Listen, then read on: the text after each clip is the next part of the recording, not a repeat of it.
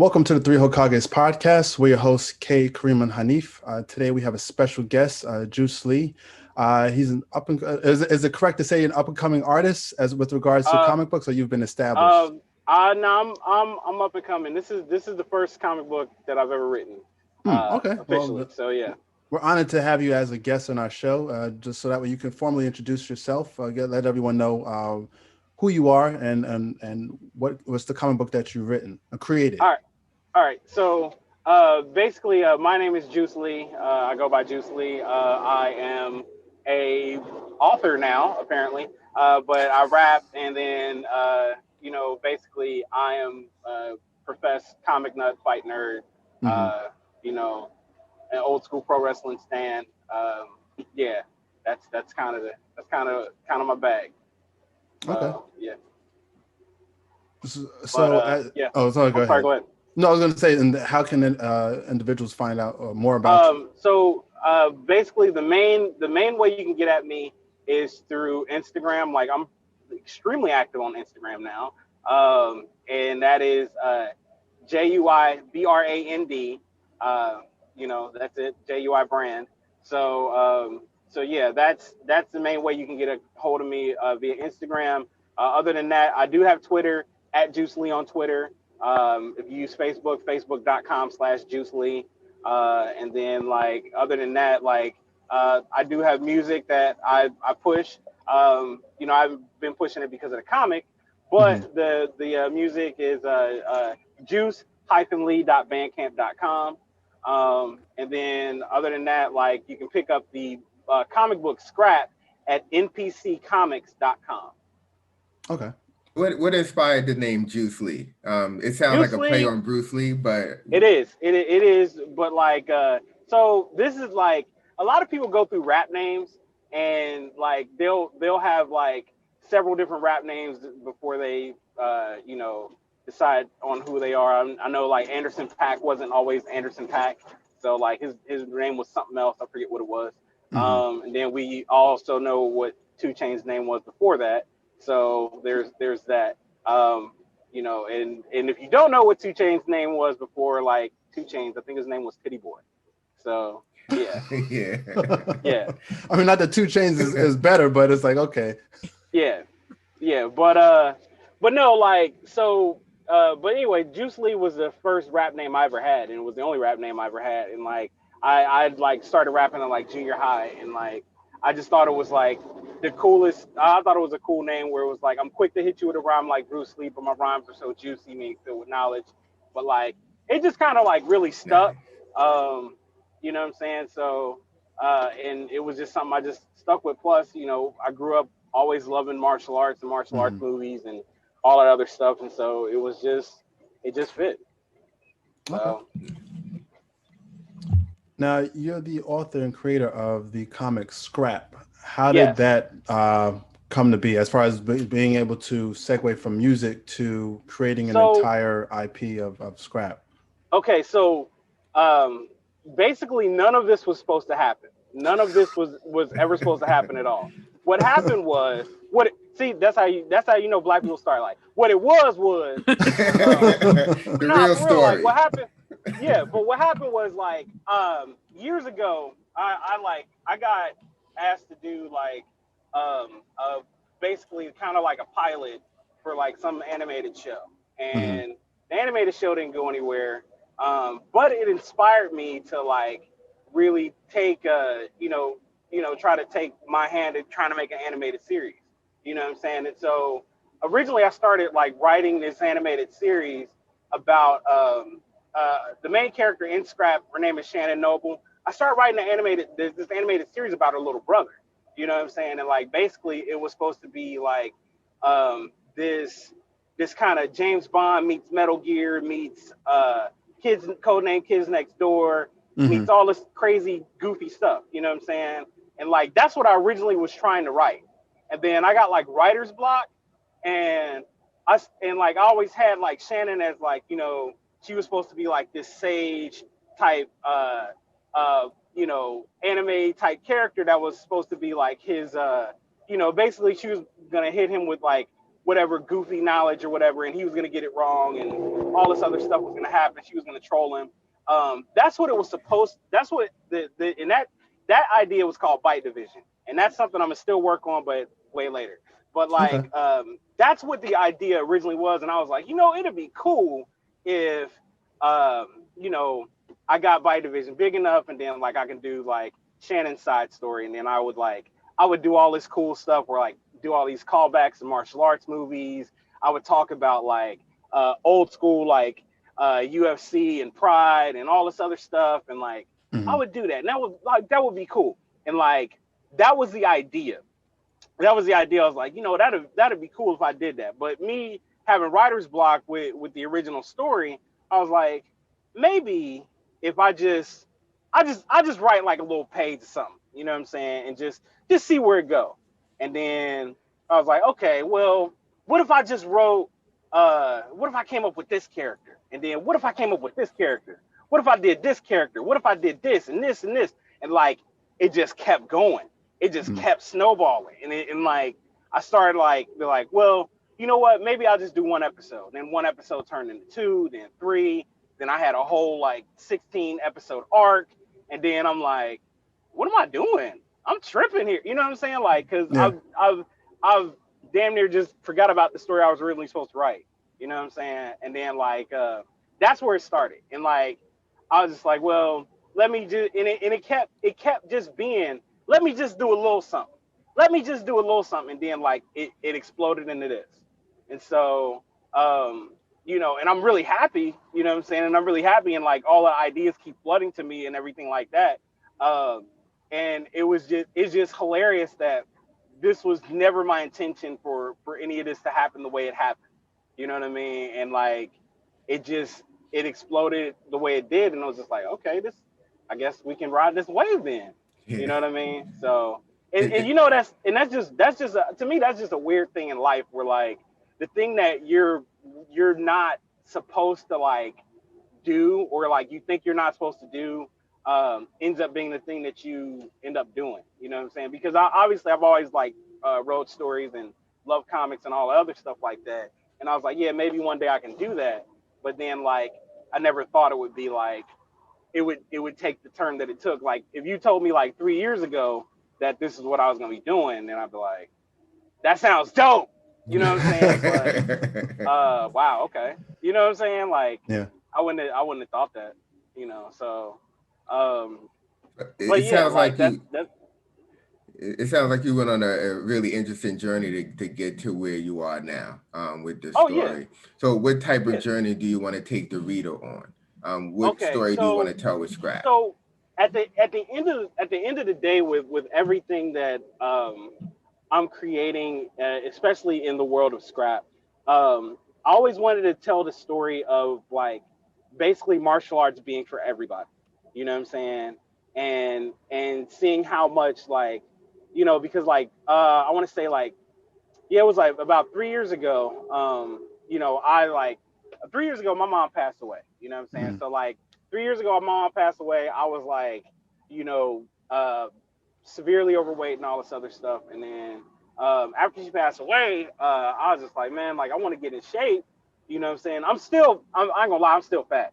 But like, welcome to the club. The thing is, like, hey, it is what it is. But I do feel great, and I love what I do. But anyway, the thing what it went on was I was like, all right, I'm gonna get in shape. I'm gonna start going to the gym, but I don't want to just go to the gym. Like I wanted to start like taking up something that would be useful. And so like I'd always loved martial arts. I'm a huge fight nut. So I was like, you know what, let me try this jiu-jitsu. And especially at the price that they were offering, I was like, you know what, that's just 2 video games a month. So why am I like, why instead of buying 2 video games a month, let me do something I can use for life. You know what I'm saying? Right, and so and then that's where like I started just getting absorbed into doing jiu-jitsu, and then from jiu-jitsu it went to kickboxing, you know what I'm saying, and everything else. And I absolutely like always loved it. But once I started doing it, I really loved it. Mm. And it was one of those things where I was like, man, like there is a way that I want to share this idea with a lot of people. And like I had already had like the idea for Skrap brewing in the back of my head, but like it wasn't fully formed. You know what I'm saying? I just knew I wanted to go and do things like basically the idea of having you know characters, or having like these over the top characters, do MMA. And like there's a lot of different series, what I'm saying, out there that like tackle MMA. Some of them don't tackle it like how it should be tackled. Then other ones, they actually do a good job. Like Ken Ashura does a really good job of like, doing like MMA and just grappling and martial arts and everything like that. And I really love Ken Ashura for that. But like I was just like, well, they never did that. They all those shows like never do anything with like women or whatever. So I was like, well, let me try to mess with that. Let me see if I can find that lane in there. But then also I started thinking about like one of my favorite organizations, what I'm saying? Like one of my favorite like old school like mixed martial arts organizations, which was this organization called Pride. And Pride was bought out by the UFC like many years ago or whatever. But for those who don't know about Pride, Pride was an organization in Japan, and they used to have like the basic rule set in MMA is obviously no headbutts, no kicks to a downed opponent, no biting, scratching, stuff like that. But like with Pride, what you could do is you could actually like soccer kick a downed opponent, and like they just didn't have any elbows. But the thing about them was they yeah. But the thing about them was they were really over the top with their entrances, and like because it was very like pro wrestling, you know what I'm saying? Because the thing in Japan, while I was talking to my editor, because I think he wrestled in Japan for a little bit, but like he was like, yeah, when you go to Japan as a wrestler, they expect you to do both MMA and like pro wrestling, you know what I'm saying? And so it was like a thing. So if you look at like some of the entrances from like old MMA events and like old pro wrestling events, they're indistinguishable. You know what I'm saying? And so that was something I was like, man, what if women fought in Pride?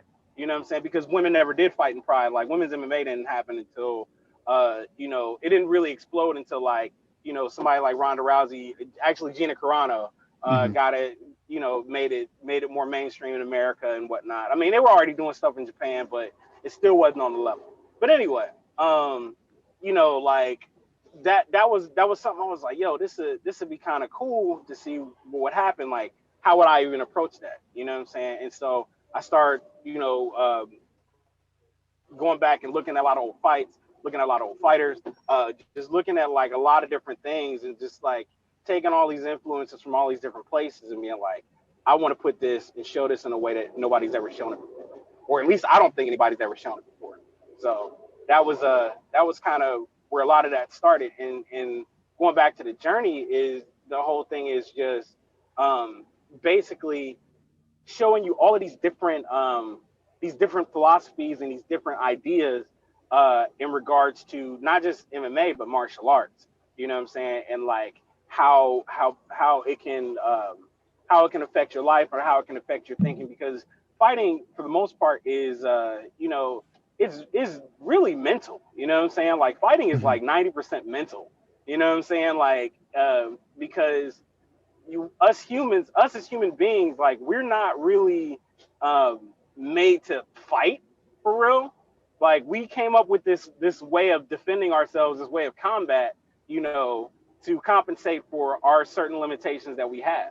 You know what I'm saying? Because we have these developed brains where we're supposed to actually think our way out of situations.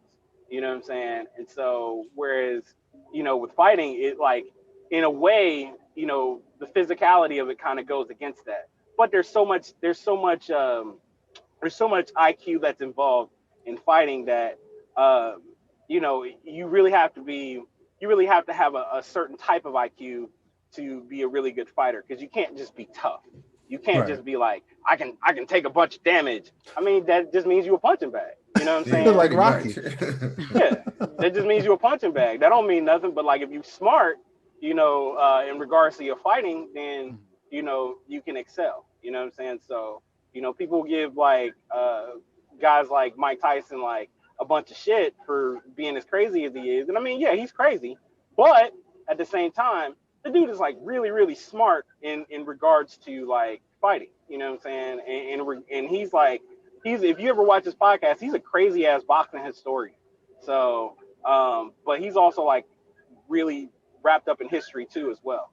But yeah, it's just one of those things. And so like I always wanted to like uh, do stuff where we explore like kind of the philosophy of like of martial arts. You know what I'm saying? So and just make you think about things. And then on top of that, I put in different archetypes of people that represent different facets of like martial arts or the fighter or anything like that. You know what I'm saying? Like, a lot of people, one of the most popular characters that I get a lot of responses on is this character, the Marishi 10, which people who automatically look at some of the images, they're like, oh, well, that's JoJo, blah, blah, blah. You like biting off JoJo or whatever. It's like, bro, this is like nothing like JoJo at all.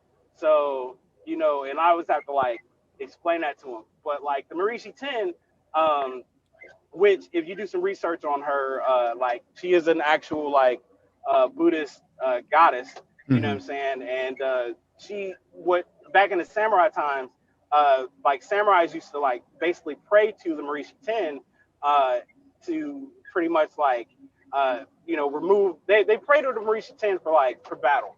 You know what I'm saying? So basically they wanted to remove the ideas of life and death or victory and defeat, and ultimately that will make them a better warrior. You know what I mean? So right. that was the idea for the Marishi 10. And like so I wanted to create something that and also the other thing about the Marishi 10 is she represents that flow state. You know what I'm saying? Like some people, and it's a real thing because some athletes call it being in the zone or whatever, or if you rapping, they'd be like you black out. You know what I'm saying? It's kind of the same thing. You know what I mean? Where it's just like your brain hits that flow. You know what I'm saying? And you start moving like that. So and it's something that just that happens that you can tap into or whatever. So like one of the big things that is in the story is that Shannon's trying to achieve is this thing called the Formless State. You know what I mean? Which if you read the end of if you read the end of the first book, like you see it like in action. You know what I'm saying? So it's a whole different type of being and just a whole different type of philosophy. The other thing, like I said, with the Marishi 10 is the way she looks like she does is because she's supposed to represent the unknown. When you get into a fight, like a real fight, you don't know what's going to happen. You know what I'm saying? Like, you don't know if the person you're fighting has a gun. You don't know if they got friends. You don't know if they about to bite you. You don't know if they about to, like, do whatever. So the idea of the Marishi 10 and why she looks the way she does is because she represents the unknown opponent, the opponent that, like, how do you prepare for this? You know what I mean?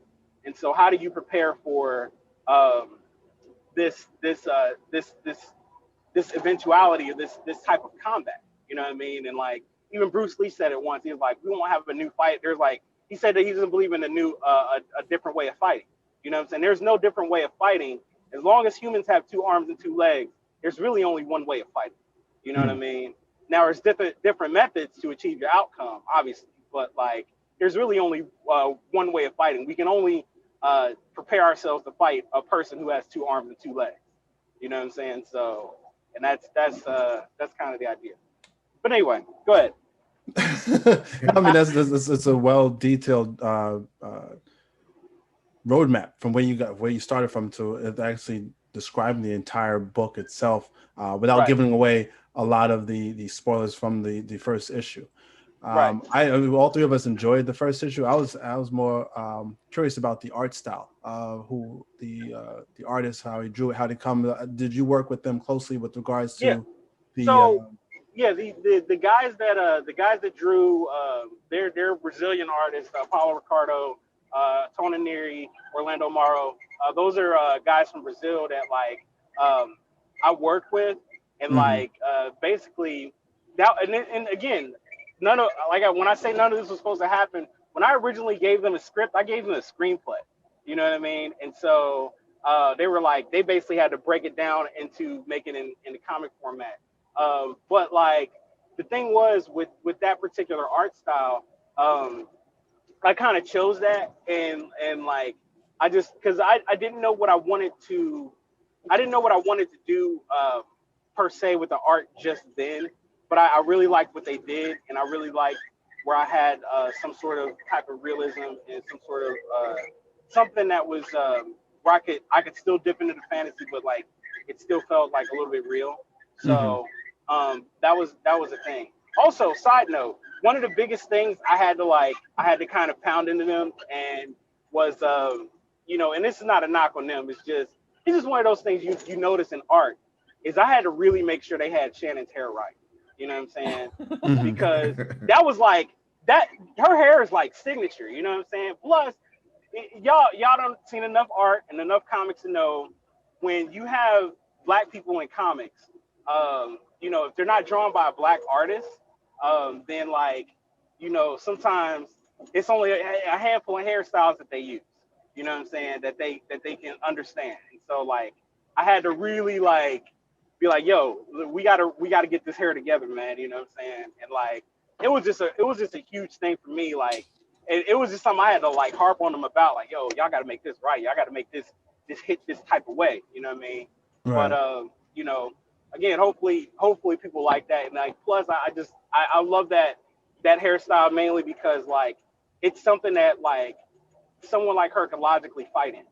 You know what I'm saying? And so, because I like one of my weird pet peeves is like characters with like super long hair that like fight and their hair is not a weapon. It's like, how does it not get caught on anything? How does it not get in your face? How does it not like, So I was really conscious of that though. No, that makes sense. I never really thought about that as far as the long hair being used as a weapon. But we've all seen black characters in cartoons, animes, and mangas and stuff where if it's not an afro, it's a flat top. If it's not an afro, if it's not an afro, it's not a flat top. Then it's a bald head, or it's dreads, or it's braids. And then if we go to anime, it's a 50-50 chance it's going to be blonde. Yeah.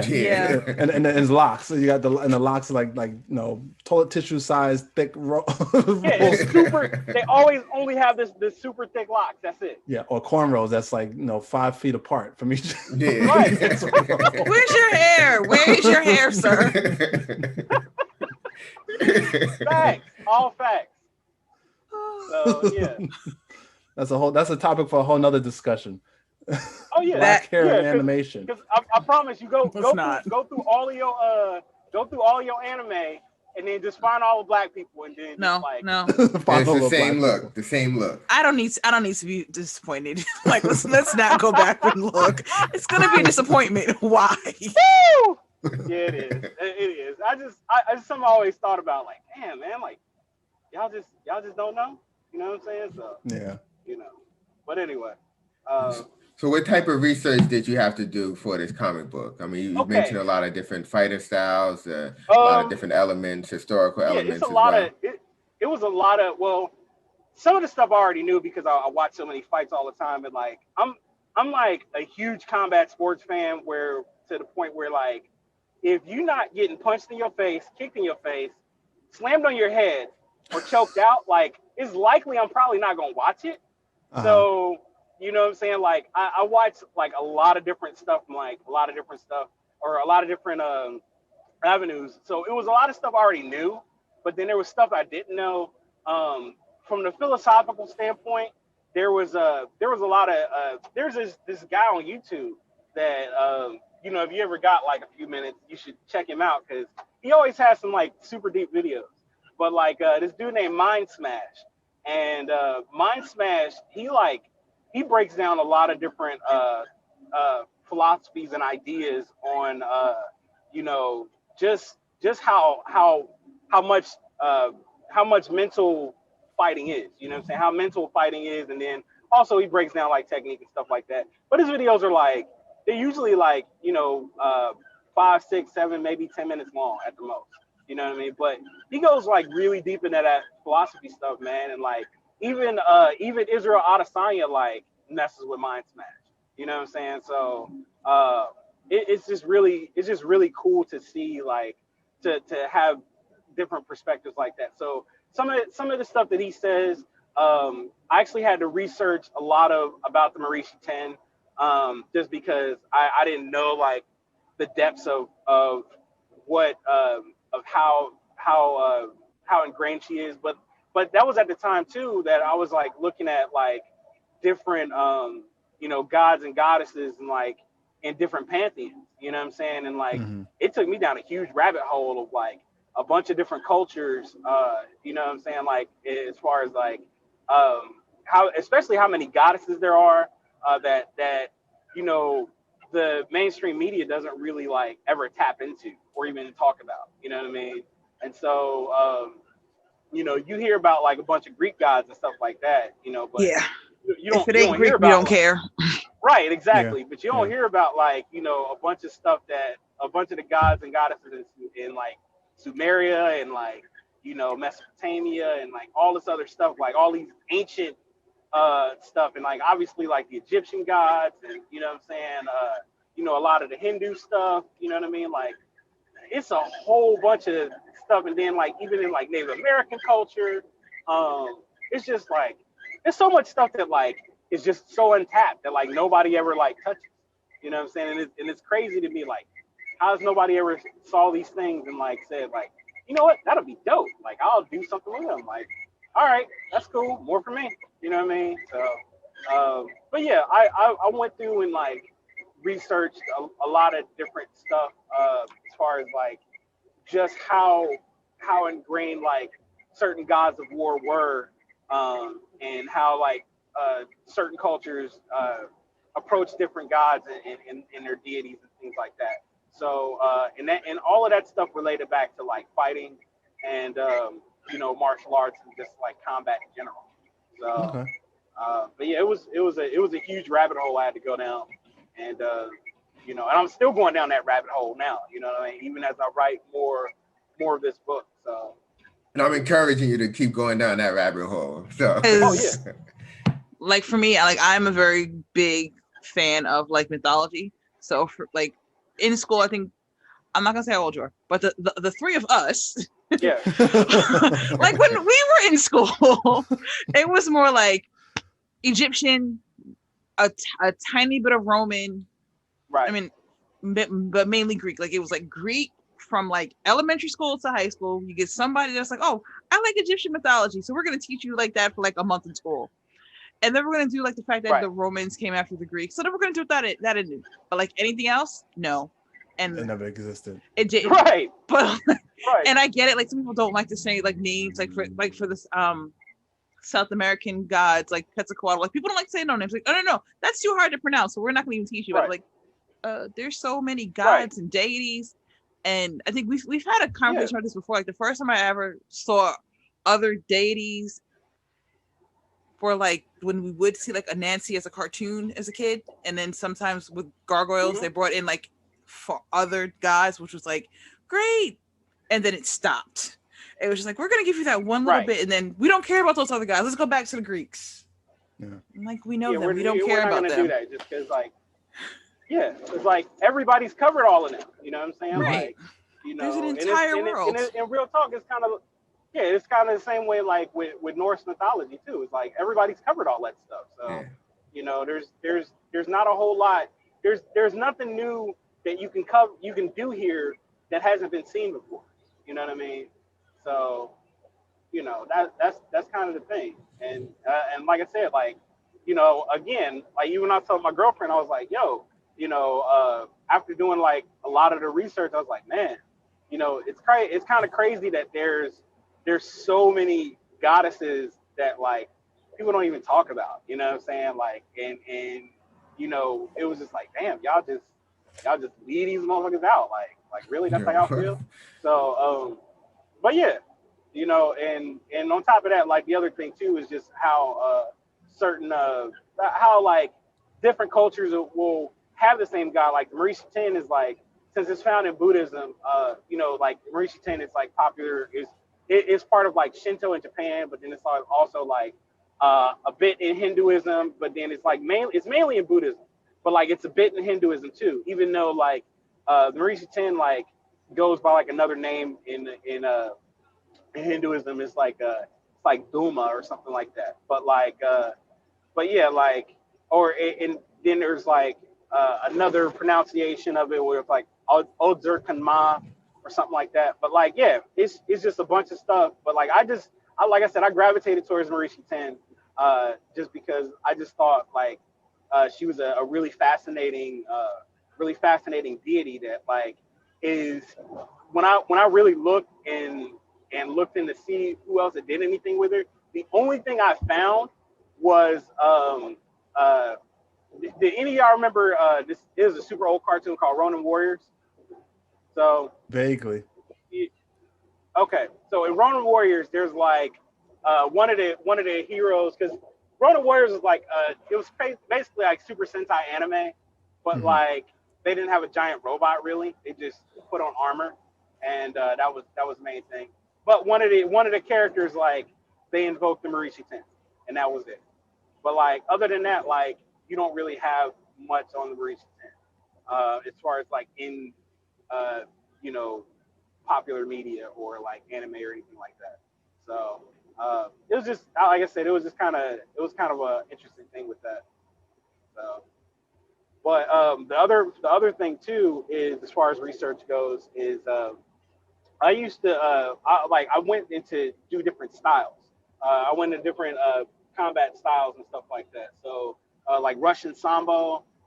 Russian Sambo is just a combination of like, it's a combination. It's mainly grappling, but there is like a striking element to it, and like it's used by like the Russian military, and like a lot of the Russian special forces, they use like Sambo in their demonstrations and stuff like that. So and if you play Tekken, or if you play Tekken, like the character Sergei Dragunov, he's like a Sambo guy. Then there's like I think his name was I'm trying to remember a dude's name from Dead or Alive.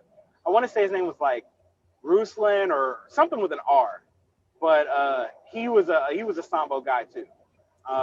But yeah, like other than that, you don't have in video games, you don't have that many representations of like Sambo, like hardcore.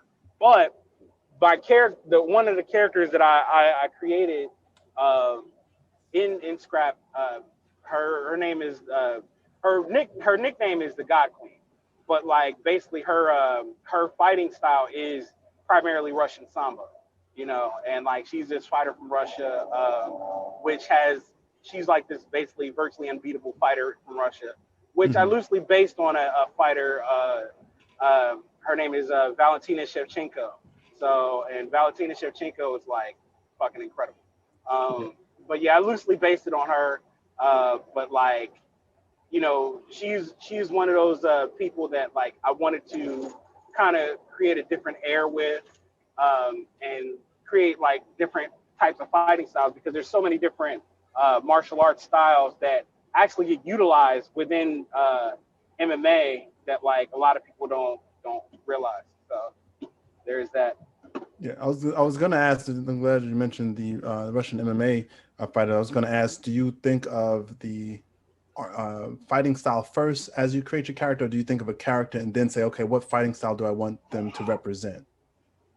Sometimes it varies. Sometimes it varies. Like, there are archetypes I wanted to create. Like, when I was starting out, I wanted to be like, okay, the things I wanted to tackle, I wanted to obviously honor like a lot of my favorite fighters, or a lot of the fighter archetypes that I had seen. So I obviously had to go and really make a Brazilian fighter. I wanted to make a really dope Brazilian fighter, and I actually ended up making two Brazilian fighters. One of them who is like really heavy in the jiu-jitsu, and then another one that she's mainly like Muay Thai. You know what I'm saying? She's mainly Muay Thai, hardcore like Vale Tudo brawler style. And she's actually based on like, as far as her fighting style goes, she's actually based like more on Chris Cyborg, even though like her personality is nowhere near that, because like Chris Cyborg is like one of the sweetest women like ever. You know what I'm saying? And she just happens to have a really hard style, like where you see her hit women and you just feel sorry for them women. Why you had to do that to her? Like, they knew what they signed up for when they stepped in. Yeah, she like, you making her question her whole life decisions. Like boy. So yeah. But yeah, she you know, Chris Cyborg is like she's one of my like favorite fighters. So I wanted to like have that. The God Queen is actually based on, like I said, based on Valentina Shevchenko, but also based on like Fedor Emelianenko. So there's that. And then like as far as the other Brazilian fighter that I have, her name is Grace Neza, and she's primarily a jiu-jitsu fighter. And so you know, and I created like my own like type of Gracie family, which is called the Neza family. But like I went through like, I literally have like on my computer like a whole family tree that like goes back like 6 generations. Wow. So yeah, like I went through and like granted, some of these people you're not gonna see like in the book, but like some of them you will see, or you'll see reference. And I was like, yo, I wanted to create this because I feel like you can't talk about MMA without like mentioning the Gracies. You know what I'm saying? And while I don't want to like, you know, mention the Gracies directly, I want to like do something that like honors them. You know what I'm saying? So I was like, yo, let me put this in here and make this like this. So, will you possibly add some Easter eggs within like some panels? Oh my God, there are so many Easter eggs. Like there are so many Easter eggs in this book, like that I'm still waiting for people to see. You know what I mean? Like like in the first book, like there's a couple Easter eggs, but like in this second book, like there's some major Easter eggs. There's like, hopefully you see what I did there. You know what I mean? Right. So, but yeah, there's cool stuff that I did, like that I sprinkled throughout, because at the end of the day, like this whole series is like my love letter to like MMA, pro wrestling, you know what I'm saying? Like just martial arts in general, martial arts movies, fighting games, like all of this stuff is like, it's my love letter to like all of this stuff that like I've grown up loving, you know? Yeah. And so I wanted to try to like, I wanted to really make it like just this deep labor of love that, you know, I created, you know what I mean? So. And I think what I enjoy about the book a lot is that these are characters that are not imbued with superhuman strength and abilities like what we're used to seeing in different comics and animes and stuff, where these people have otherworldly powers that you can never possess, whereas many, if not all of these characters here are just through training and tutelage. Right. Yeah. Right. Exactly. And like, I mean, I ultimately I would like to touch on that eventually at some point, but it's not the central focus. You know what I mean? Like it's not the thing that I wanted to do like out the gate. You know what I mean? Like I wanted to have checks and balances. And also I did it mainly because, like, you know, I'll be 100% honest with you, man. I'm bad at writing superheroes. So I'm awful. Because I tried it a couple times, and like all of the superheroes came out like either super corny or super edgy, and like we're talking about like that 90s edgy. And I was like, ooh, this ain't good. This is I can't show nobody this.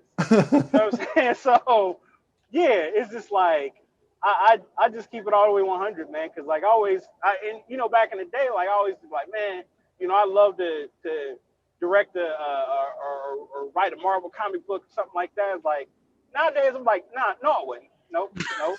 I love it's too much. I love them, but no, I can't. I ain't that. That ain't me. You know, that ain't my bag. You know what I mean? And I absolutely love Marvel. I'm like, dude, I can't tell you how much I love Marvel and DC so much. You know what I'm saying? But like, yeah, I couldn't do it. You know what I'm saying? I couldn't see myself writing for either of those companies. Now, the first issue is out. Is it out solely online, or is it also going to be print? It's out solely right now. The digital version. I know the physical copies are going to be coming really soon. I know there's an option on the website to get physical copies. I know we're working with the distributor right now to get those out as fast as we can get them out. But I'm hoping that that's going to happen in the next couple of weeks. A lot of people have been like, they want physicals, you know what I'm saying? Yep. And I appreciate that. But like at the same time, I'm like, yo, we got the digitals here too, you know what I'm saying? So hopefully y'all check that out, and that'll be a thing.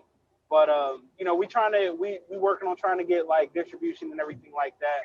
We do have some things with a distributor right now. Right. But like the whole thing, what I was explained is that we gotta make issue 3. We gotta get to issue 3. You know what I'm saying? Like once you have 3 issues in the can, and you have another 3 issues planned, then the distributors will take you seriously. Like, oh, I guess we should print this now. You know? So yeah. And so that's the thing. And I literally found that out 2 days ago from my editor, man. And he was like, yeah, that's kind of how they got to work that. You know? Do you already have in your head or written out the finale, or is there, or do you see the end of this current story arc? Yes, I do. Okay. Oh, I got it. Well, I'll say it like this: I have an end of this current story arc right now, and then basically I'm literally writing I'm finishing up the first chapter of the next arc right now. You know what I mean? So, but this current arc, it goes and I'll tell you right now, it does take her to Japan.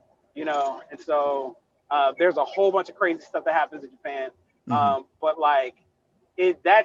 that's the end of this arc. You know what I mean? That's the end of this arc. So we got a little bit to see those things. But when you see those things, it's gonna be freaking amazing. You know what I'm saying? There's so much that I want to do with that, and just with telling the story and telling her journey, and really making her strong. That was the other thing I wanted to really do with this book too, is I didn't want to make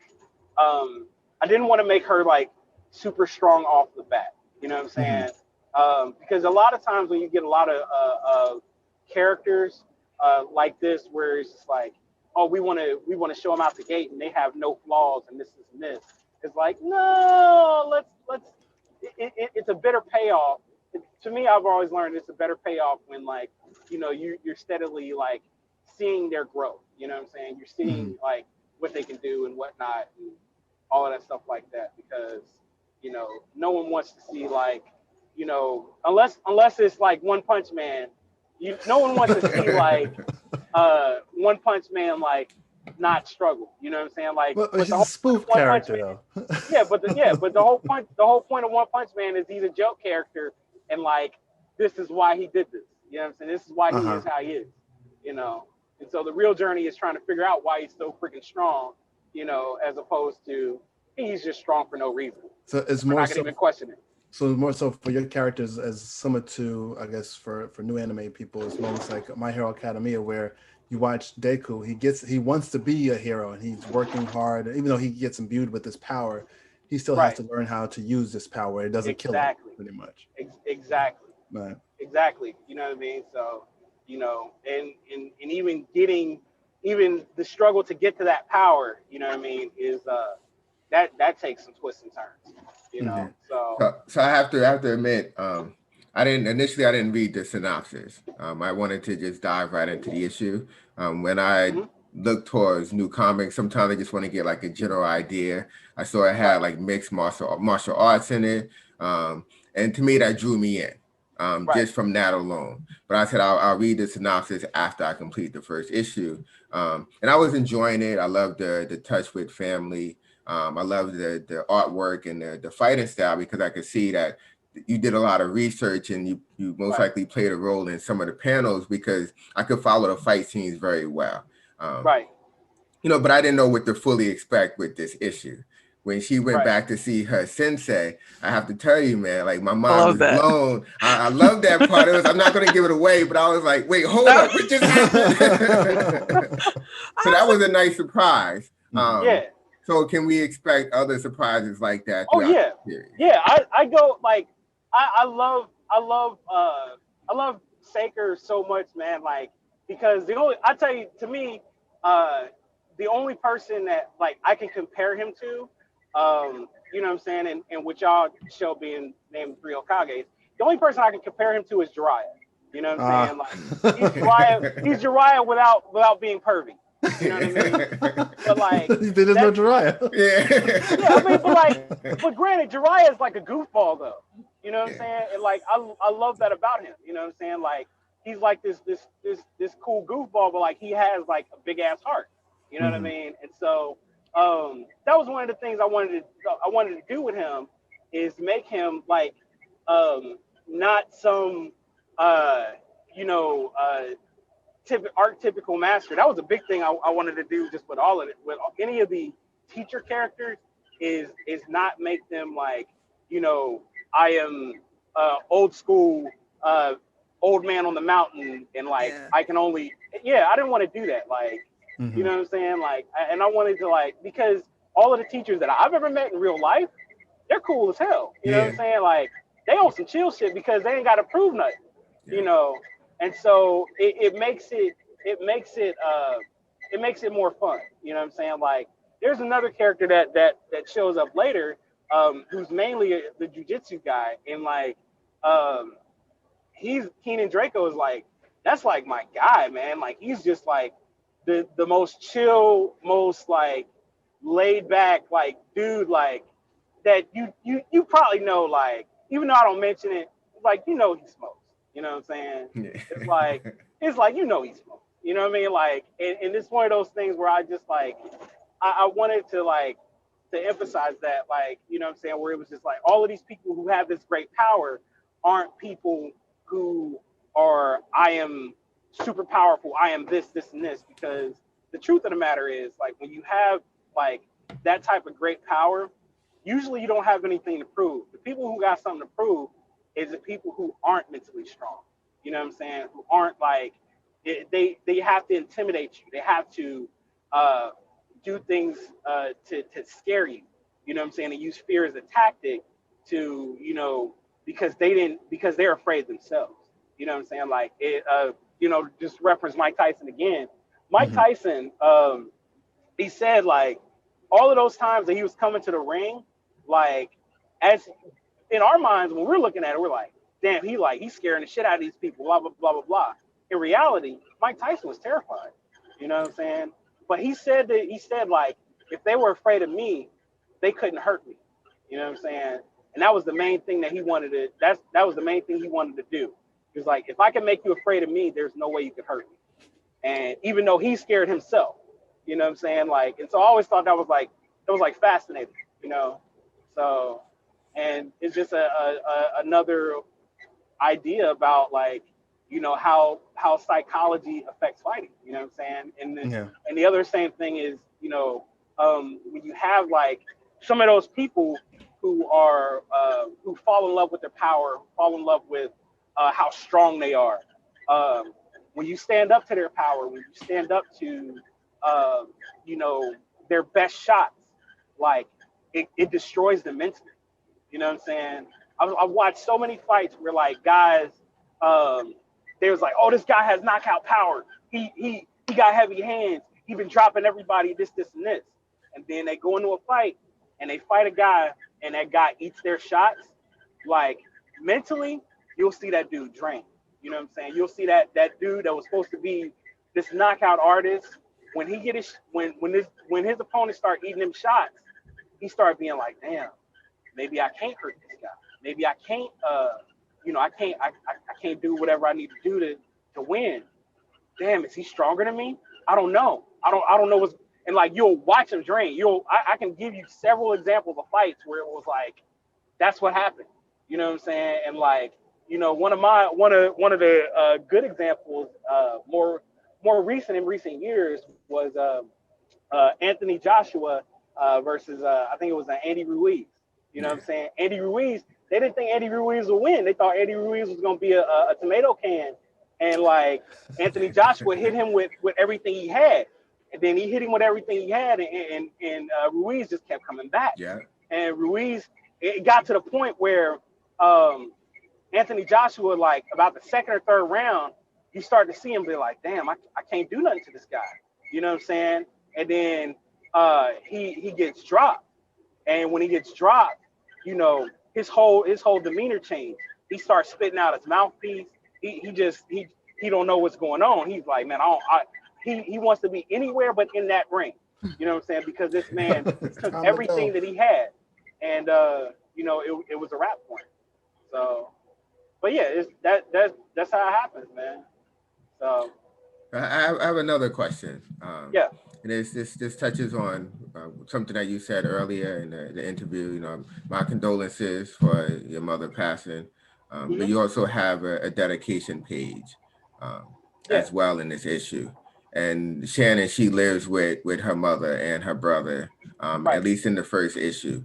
How big of a role did family play in the crafting of this story, or how big of a role will Shannon's family play in this story? Oh my God, it's a huge role. It's a huge role. Like, you know, the story behind her jacket.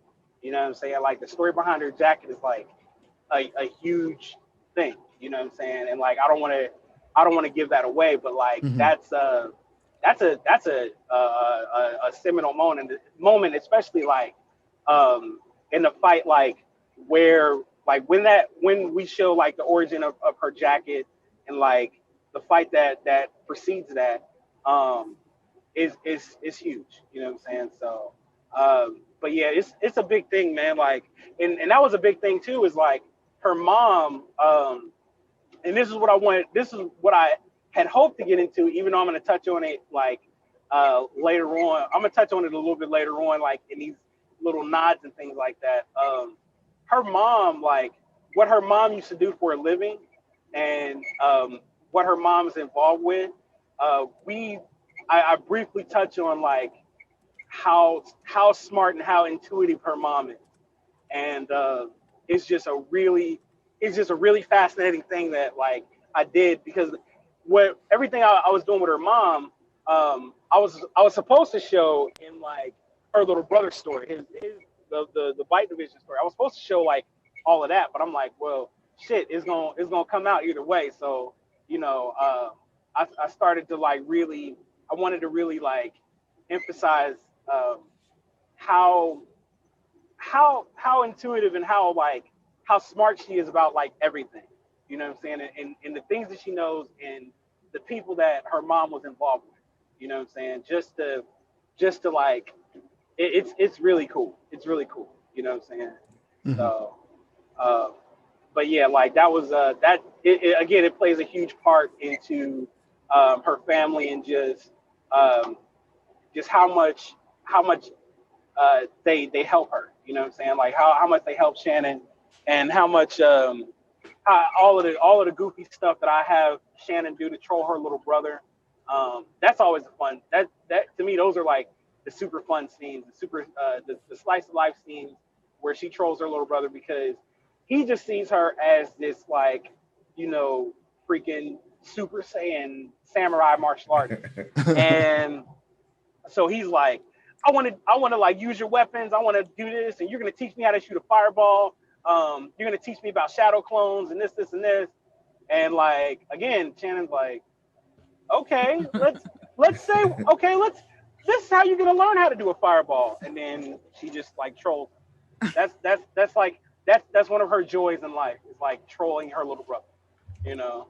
And so, but yeah, that's something I mess with. One of the things I mess with later on is, you know, just some of the bullshido, you know, that exists out there. You know what I'm saying? Like the bullshido in martial arts, where these guys have no touch knockouts and things like that. You know, all this other goofy stuff. Like I touch on that, and that's always fun to mess with as well. You know, and like I said, it's just like you know, there's other fighters that I haven't shown yet, that I'm gonna show, like I definitely show in the second issue, but I'm gonna show like even more in like these the following issues. Is you know, there's one fighter who is she's mainly from the streets, and you know what I'm saying, she's she's a fighter that's like kind of a journeyman. Like people just kind of, a lot of gyms wrote her off. A lot of people think she's a bad influence. Like nobody wants to train her, and so she's out in the streets and whatnot. And like you know, one of the things I emphasize is that the streets are undefeated. You know what I'm saying? So, yeah, the streets, like it's four all-time champions. In my opinion, there's four all-time champions in life. You know what I'm saying? The streets, the internet, love, and time.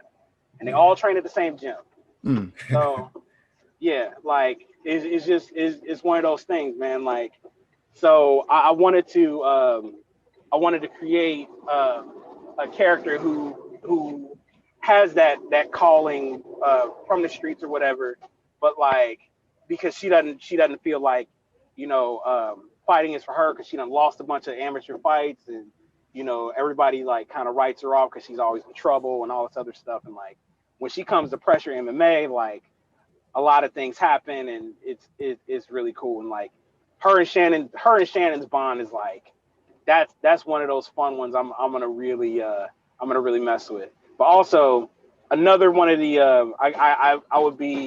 I'd be remiss if I didn't say another one of the main people that I get a lot of comments on is Shannon's best friend, Zakaya. And she's like, she's going to show up in like the next, it's not issue 3, but issue 4. She shows up in there, and that's her best friend. And she does Kung Fu, and she does some awesome freaking type Kung Fu. But like, I wanted to make a black goth girl who did Kung Fu, you know what I'm saying? But like, I have a whole wild story with her, and like how her and Shannon met, and like how they're just like, they're damn near inseparable. You know what I'm saying? They're like, that's like, she's the kin to her Ryu, you know what I'm saying? And so, but yeah, I wanted to do that. And like, cause that, to me, like that was the main thing, is like, trying to make, characters that you just don't ever see. You know what I'm saying? You just don't ever see like these characters doing these things. Yeah. You know what I'm saying? And like, like Sacred, a Native American character, I wanted to make him just buck all of the stereotypes for Native Americans that Hollywood put out. And like, you know what I'm saying? Because they're people, they're not costumes. You know what I'm saying? And so I wanted to do that. Obviously, like Zakaya, Slade, my transmasculine character. You know what I'm saying? Like, I wanted to make him like,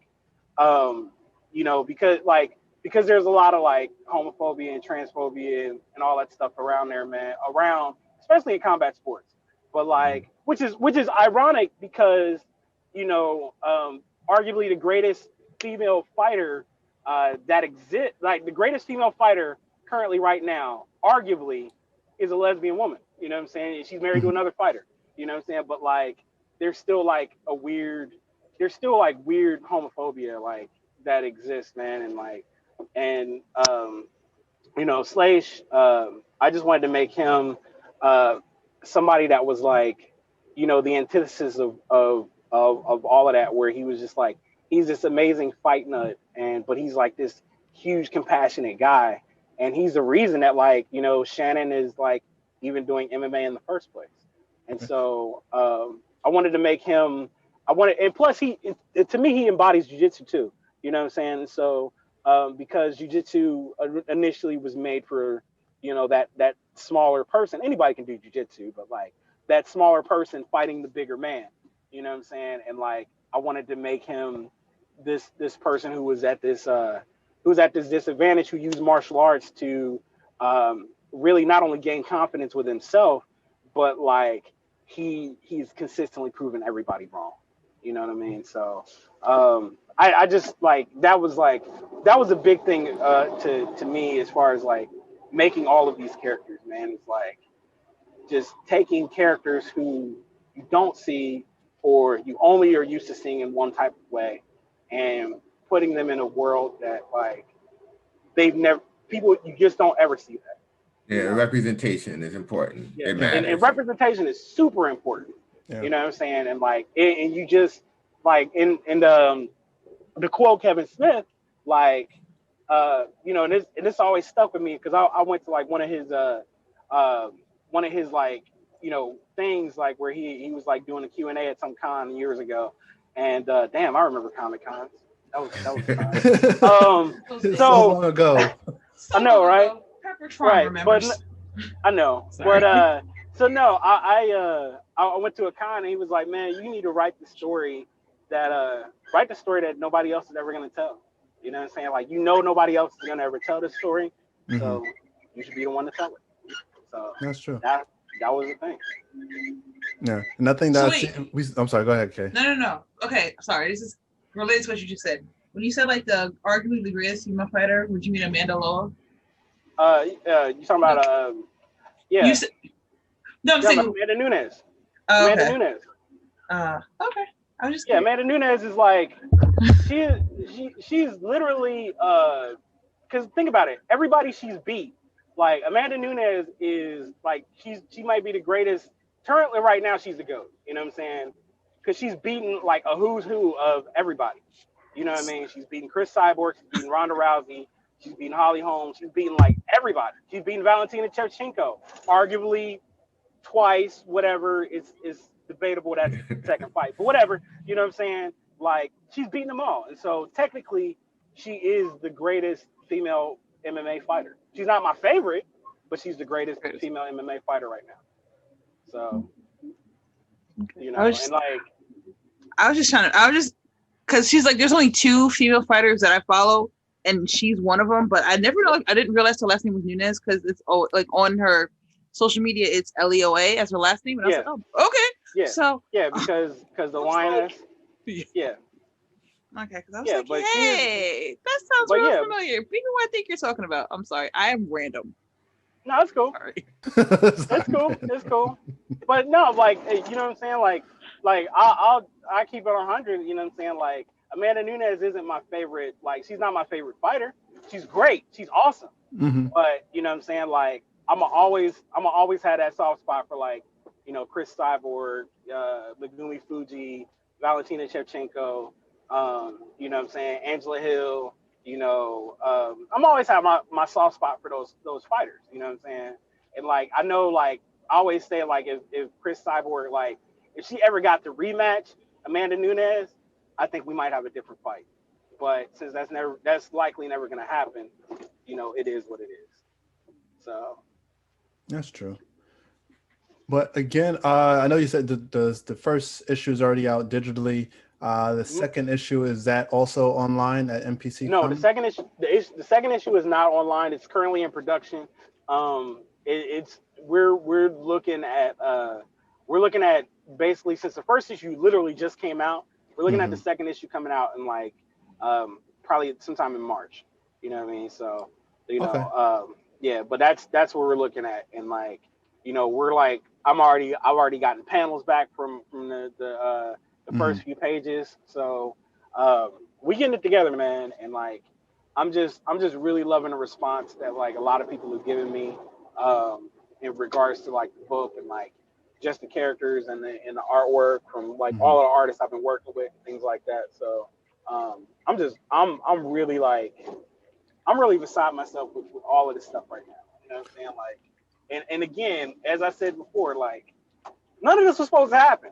You know what I'm saying? Like, you never know what's planned out for you. You know, so I mean, this is just, maybe you had to go through several steps to get to this level. Right. So I mean, that was just it's just wild that things happen the way they happen. So, you know, and I mean, at the end of the day, I'm still really excited. You know what I'm saying? I'm still really excited just to tell the story and like just to like see what people think about it. You know what I'm saying? Like, you know, getting the feedback from like the people who read the book, man, is like that's been the best thing. Because one is like, holy crap, you read my book. Like, but also the other thing is like, holy crap, you like my book. You know what I'm saying? So it's like, so I'm like, those are the two things I'm still trying to like wrap my head around. You know what I'm saying? Just because, you know, I came from the world of, damn, I got this cool ass story, and it's just a screenplay, or it's just a story I wrote, and hopefully somebody likes it, and then you send it to somebody like, man, you should read my thing, and then like man, I'm gonna read it, and then they never read it, and you're just like, oh, okay. Yeah. And it's just one of those things where I'm still wrapping my head around those things, and because it's different from music where it was just like, hey, here's my record, I'll play you my record, and you're listening to it right now, and then that's it. You know what I'm saying? Or I'll you see the music video I made. Oh, you watched my music video. I appreciate you. That's it. You know what I'm saying? But like to have this literary work, it's like a whole different story. It's like you had to focus on this thing.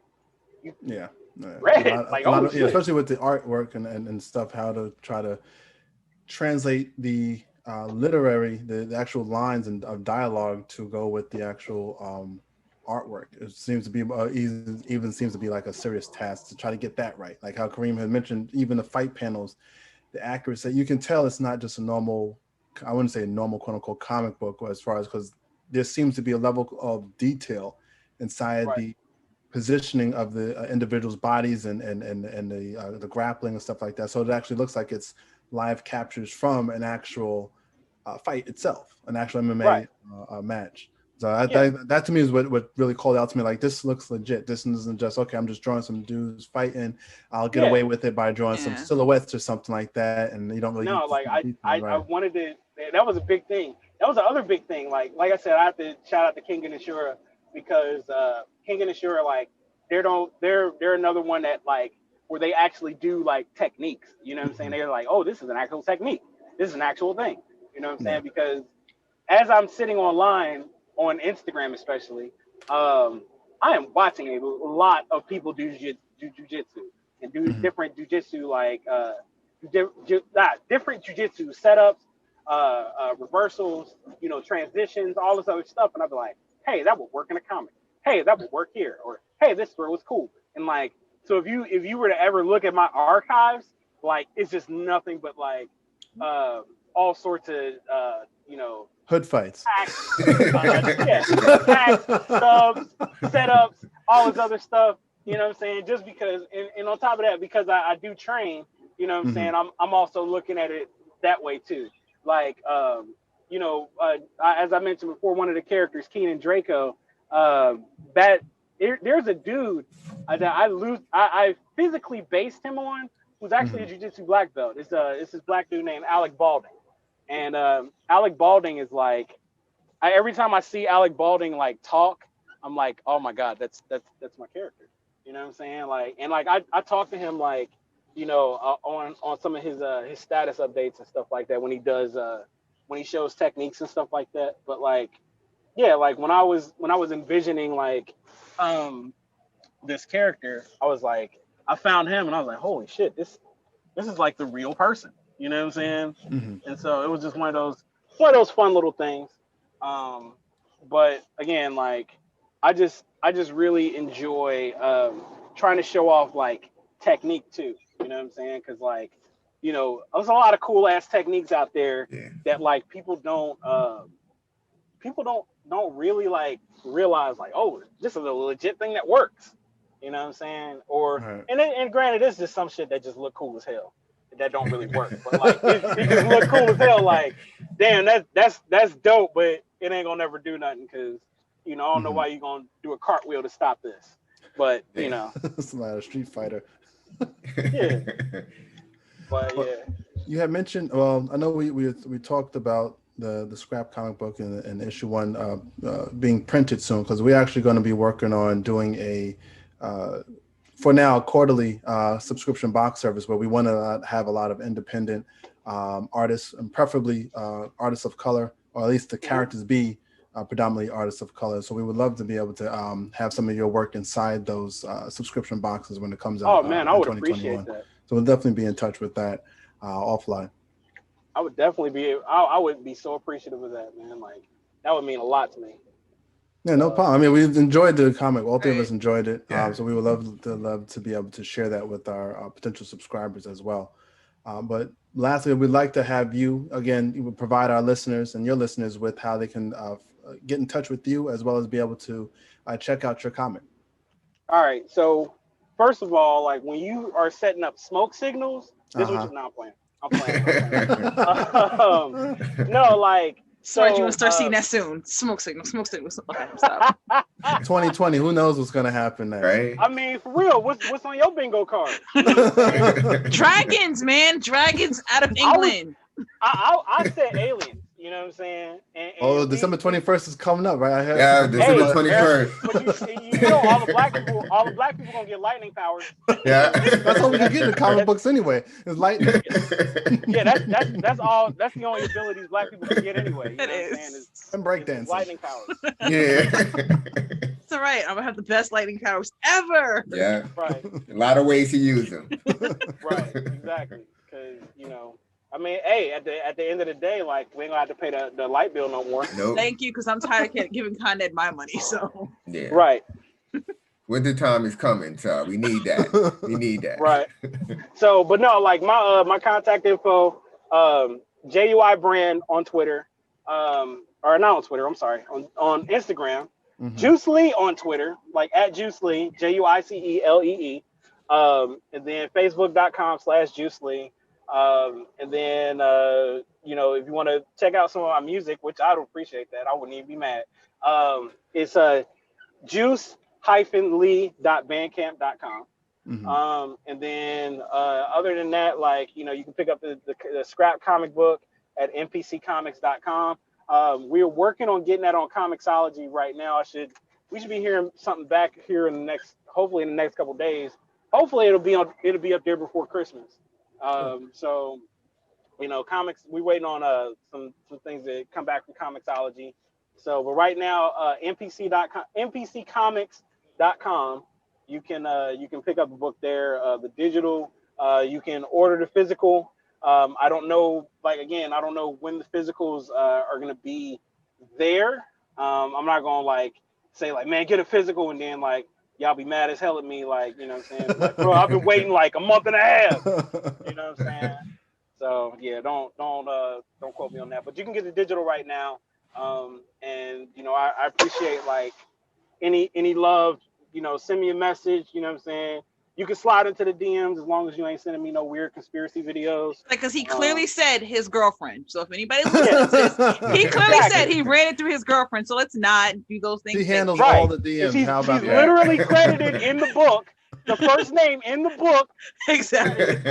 It's like he's got a girl, so don't, please. Yeah, exactly. And Skrap is spelled SKRAP. Yes, SKRAP. Mm-hmm. Yes, indeed.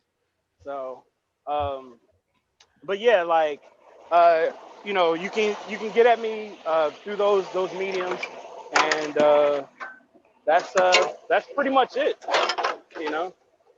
So I don't know. Well, thanks for spending I guess almost 2 hours with us. Damn, it's been 2 hours. Almost. It's been like 90 minutes. Time flies when you're having fun. Yeah. Man. Damn. Always a good time. I just be talking. Yeah, so it's all good. But yeah, but I really enjoyed it, man. This was an excellent issue. If you could see my face when I got to those panels, so I think the more readers who get their hands on this book, whether it's digital or physical, they're gonna love it too. Yeah, and when issue 2 comes out, definitely hit us back up. We'd love to do another recap with you. Oh, definitely. I would appreciate that. This reminded me of my martial arts days and almost makes me wish I didn't quit. Almost. What'd you take? Dragonfly Jones. What martial art did you take? Chiquito Jiu-Jitsu. Oh, you took Japanese Jiu-Jitsu. Yeah, but it was great because my teachers were all black.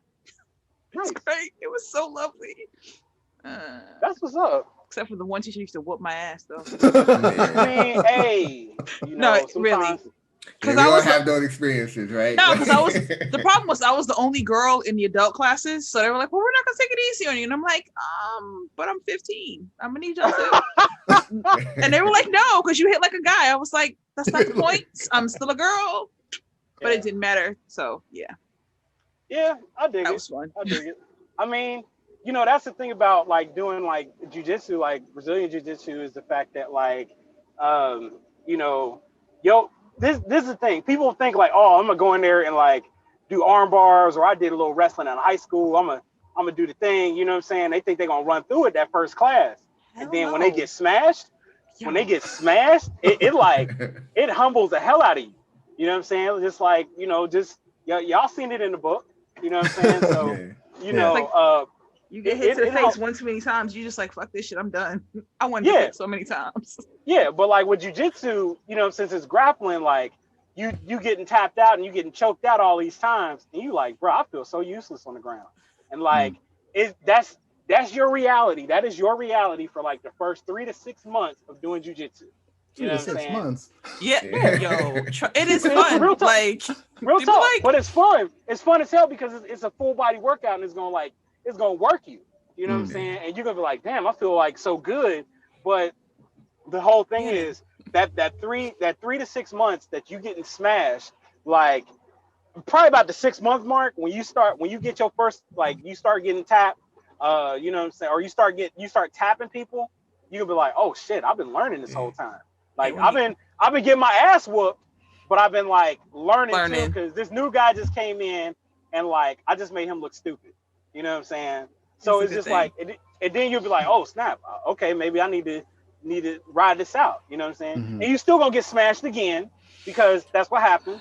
But eventually, you get smashed less. But you know, and then you stop. You literally almost at some point you almost stop feeling some of the pain. Yeah. And like for me, like by the time I was 18, I had stopped like really feeling it, and like I mean, that I hadn't broke my collarbone, but that stopped. But whatever. That's a whole other story. Maybe you need to feel a little bit of pain. Maybe that needs to happen. maybe not. But it was good. Like I enjoyed doing it. Like the first year, I hated it. Because again, only girl up against all these grown ass men, and I'm like, again, where are the other females? But then after a while, I'm like, fuck it. And then some of my teachers did not want to spar with me. Right. Which is the best compliment ever. Yeah. Yeah, exactly. Because they was like, you too stupid to learn to type out. I was like, you're absolutely right, but you're not going to type me out anyway, so fuck off. Yeah. It was great feelings. You're too stupid to tap out. But I mean, obviously, hopefully you learn to tap, like, because, it's some people that want to be Billy Badass and don't want to tap, and then, bad things happen. There were certain teachers that I refused to tap out at. That's because they were assholes, and I wanted to prove to them that I don't care. You're not gonna treat me just because I'm a girl at that point. Like that, this was getting more than a year into it, where I was like, "Fuck it, you wouldn't do this to a dude to get them to tap out, but you're gonna do it to me because I'm a girl." Okay, I got you. So I wouldn't tap out, but I would always get back at them because I'm an asshole too. Right. So, but I mean, like I said,